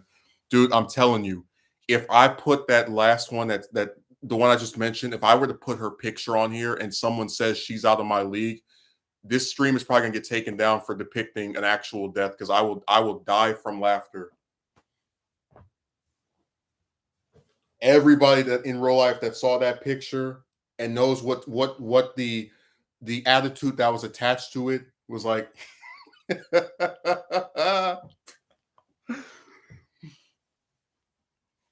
The cure for this to don't bring them up. Nah, Jem, please don't mention them. I always recommend that some guys struggling best to have clubs or hobbies you do on a regular basis. Even then, I guess some folks struggle. Well, again, it's not even just that. It's like if you like I can meet chicks that like the same stuff I like, but if they don't reciprocate, what else can I do? Seriously, I could actually end up making a whole video where it's just like I don't know what the title would be, but like just examples of chicks that were interested in the same things I was into, and it still doesn't go anywhere. And here comes Envoy. Envoy, I might as well just end up banning you because you were supposed to show up last Saturday, but you were too goddamn busy watching Morbius 3 times in a row to even make an appearance. You and your vampire movie need to just get out of here. Just go. No, don't block him. Just tell him to leave because he and Jared Leto need to just go film their own movie together and get it over with. I'm so tired of Envoy and his constant absence, and he's been doing this ever since Morbius came out. We're talking about it's the greatest film of all time, and if I miss it, it's like missing church. Get out of here.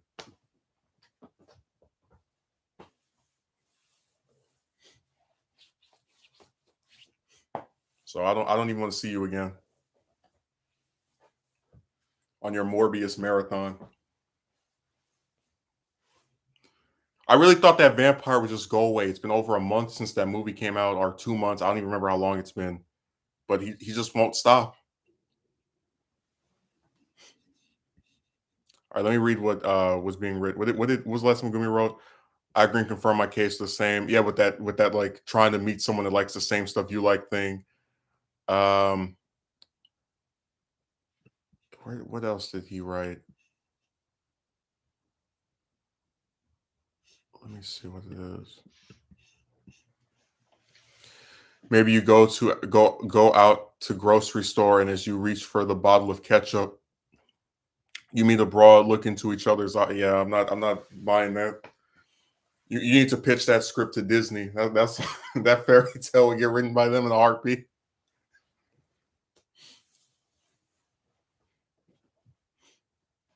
No, that whole saga is done. I say the romance stuff really is like a parody of itself at this point, where every time somebody mentions, it's like, oh yeah, I'm sure eventually one will like me back. Uh huh. Yeah, totally. I truly believe that.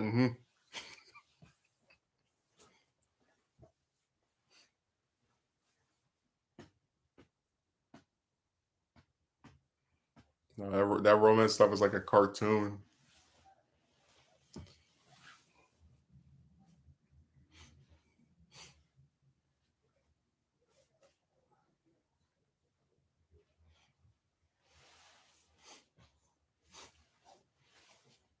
I think Envoy ended up accidentally killing the whole chat. Let me see.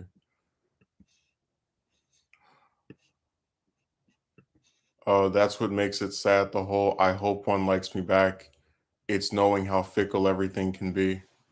Well, like I said, when you just keep getting the same result over and over again, and then you're told by these people who usually have never experienced what you had to go through that you should be positive or otherwise believe that one of them will show up and like, and then at the same time you have these people who are telling you, oh, if you want a woman to like you, just have muscles, just have money. Like your ability to believe that you are going to meet a woman who actually likes you for who you are, who's not interested in you because you have like some materialistic or physical thing that is temporary anyway, usually. It becomes borderline impossible. You may think it should be somewhat easier to perhaps get someone interested in you, but when you actually do it, simply isn't the case. Not to mention you're still competing, especially. Oh, that's another external factor. If there is a chick in a guy dominated space or interest, chances are many other guys may also be interested in the same chick you're trying to court. Yeah. If there's a group where it's two chicks and 20 guys, and you send her a DM, how many of the other ones you think are sending her a DM?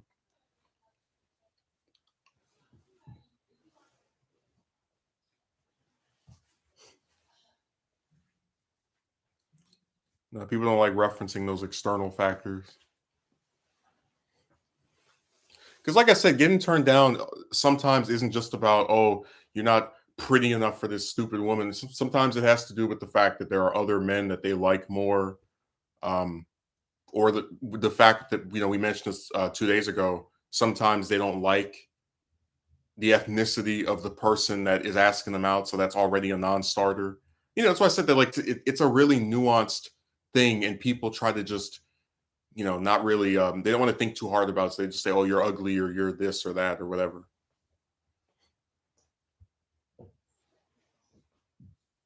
There's a moderately attractive looking chick who likes gaming in an area where you guys game. She's going to be swarmed by these guys. I remember when I was in high school, there was this one broad that she would sit at this table with a bunch of, it was like 8 or 9 different guys, and all the whole time she was sitting with them, she was with some guy that didn't even go to school.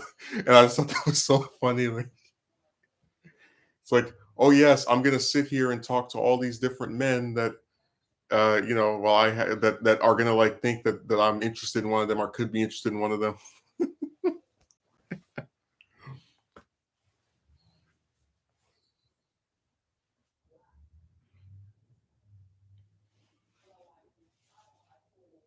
I'm not an attractive person, so why would I go out to talk to a bunch of chicks just to be told something I already know about myself? I'm a strong individual, but I see no point in subjecting myself to constant rejection and character defamation. That's really what this romance stuff is. Like it's constant rejection, like getting turned down by chicks over and over. And the only time it doesn't happen to me as often is because I just don't approach anymore. And character defamation. Like out of all the other communities I've been in, I've never had them try to say, "Oh, you don't agree with us about chicks or about this topic? Well, you're going to shoot up a school or blow up a building or commit suicide or commit homicide." I mean, like these other group or rape someone. These other groups, when they disagree with you, actually focus on what you have to say, and they don't make like these weird character analysis and try to assign you some screwed up fate because you say something they don't like.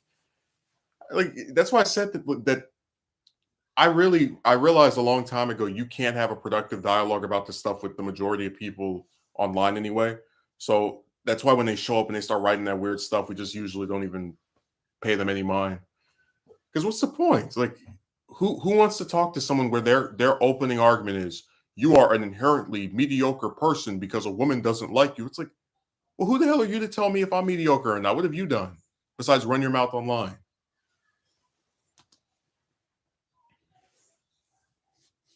So that's another video that could be made about how all these different guys try to paint themselves as these like success stories. And you never heard any of them before they came to your stream because you relentlessly pursue it may end up just messing up even more. I get that.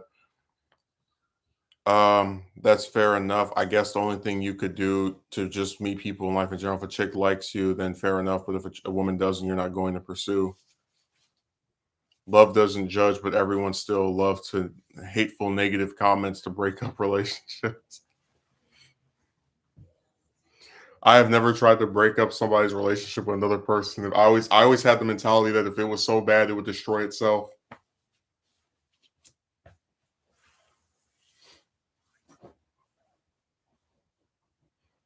Just like there was this one chick I liked when I was in eighth grade, and she had a boyfriend, and then the boyfriend broke up with her before, like at the end of the school year. And they said one of my classmates, because I was just interested in her, but I didn't pursue anything because whatever.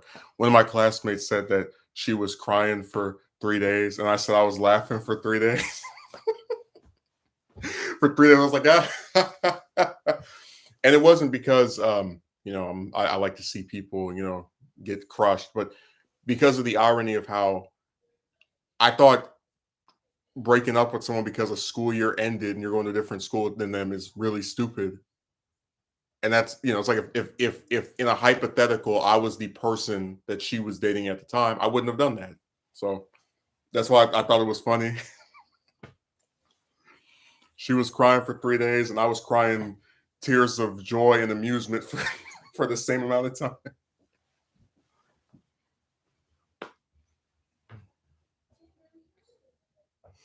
All right. Envoy says, Magumi, what I find odd is that more and more women are also talking about their issues with relationships. Now, granted, it's the internet, so anyone can bring up a gripe, but it goes to show that dating would feel screwed up a lot of times. Magumi says, I agree with you, man. That must have been a hilarious turnout. Well, it's just the irony of it. You would never have, if you were to break up with this person, it definitely wouldn't be over going to a different school from them. So to see this person who was so happily with this guy have it end in that manner, I just thought was really comedic.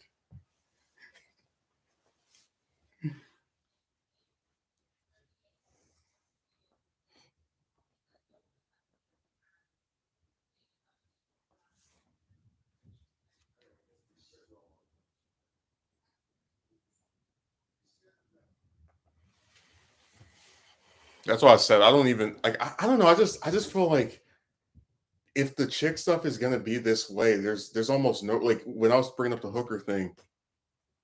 I'm very serious when I say that I would be more interested in becoming a millionaire or like getting a whole bunch of money just to pay a surrogate to have my kid than ever asking out another woman again. Because with a surrogate, there's a clear reference point for how much they want and for what is going to occur.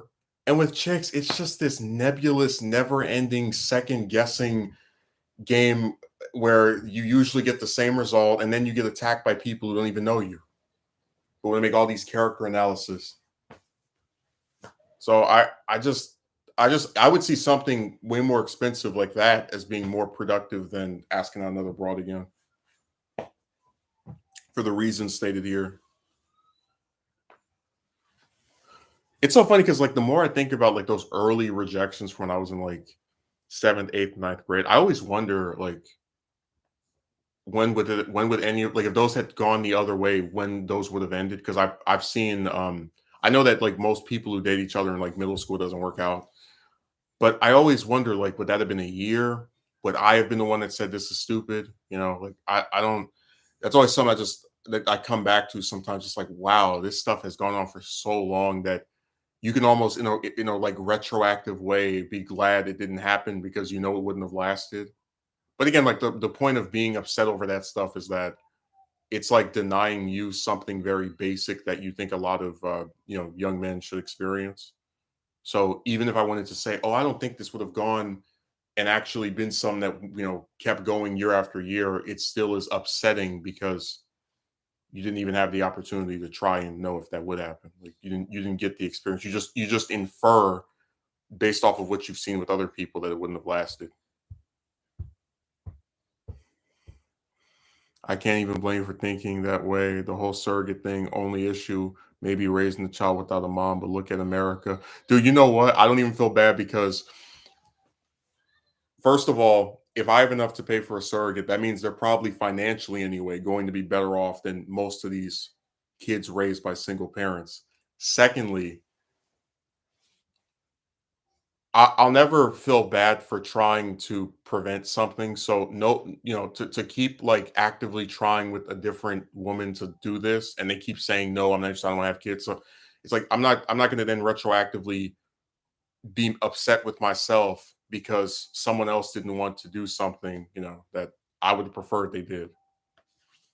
And like I said, me as an adult paying a surrogate to have my kid is completely polar opposite to these people that have kids with a boyfriend. They don't have a damn pot to piss in between the two of them. So I don't feel bad at all, or I wouldn't feel bad at all. All incomes and shapes and sizes at the end of the day, or a month to a year, still getting dumped in a nanosecond.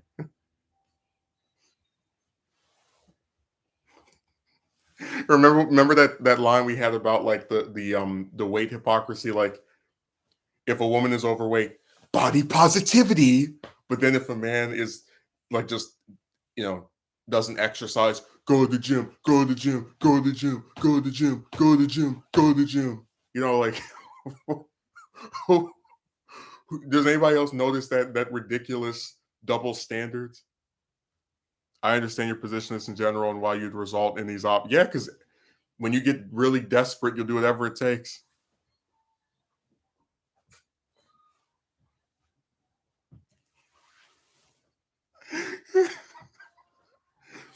Dude, I'm telling you, if I was like actually overweight, like like 300 pounds, so I would never hear the end of it. Every time I did a stream, somebody would ask me, "When's the last time you ate something?" Like they would it would be suffocating, and it's even more ironic when you consider that a lot of these chicks, remember they've never seen the way they look because I don't put up anyone's picture. For all they know, could have been overweight themselves.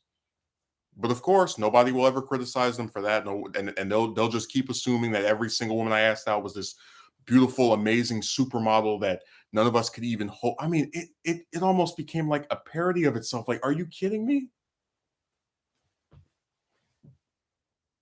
Like, imagine hero worshiping random chicks.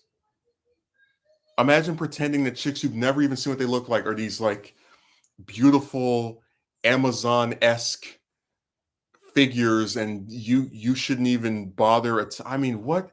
I remember they'll call me negative for saying that like it's never going to happen. I don't think one will like me back. But then I'm not the one telling you that chicks are out of your league or that you shouldn't even bother. And like I'm not the one saying any of that garbage. But I'm negative because I recognize a pattern. So that if it happens again, I don't get surprised or shocked or left in a state of great dismay. That's why I said I'm just that this whole saga is just a really stupid game. Yeah, the irony.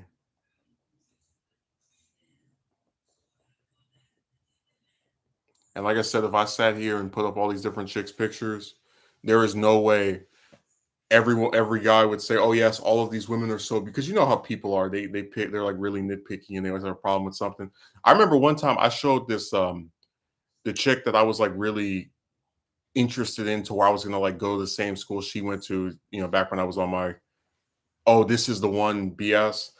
I showed her picture to this one guy, and he said he didn't know what was so special about her. So like it's that's my point that they they have to pretend all of these chicks they've never seen before are so amazingly beautiful and like you shouldn't even bother with that, you know, because they're all so great looking compared to you. So it's just so stupid. Because again, what's the point of having a dialogue with someone about this stuff if all they're going to do is just accuse you of stuff? Yeah, I'm a big guy myself, and I get constantly harassed about my weight.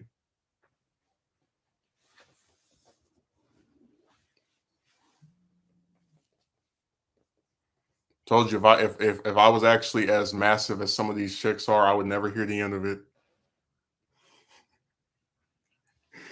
It would be every day.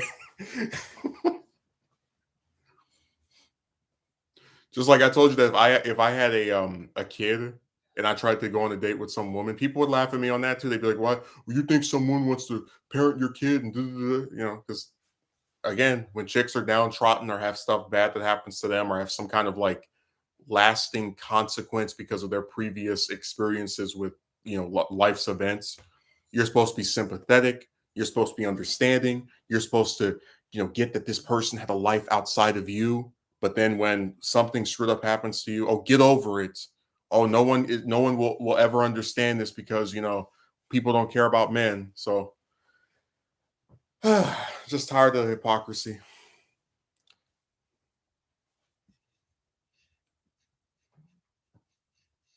No, they don't. Anything that they can possibly find a nitpick, they will certainly do it due to your gender as a male. Yeah, if you got that triangle, you get defended at every angle. But look, I'm gonna get off of here. We've been going for 2 hours. I'll do another stream. If it's not on Saturday, then it definitely be on Saturday, but maybe on Thursday. So thanks, Pagumi Envoy, for his last minute extended cameo. Akatsuki Merchant Gem. I appreciate it, and have a good day.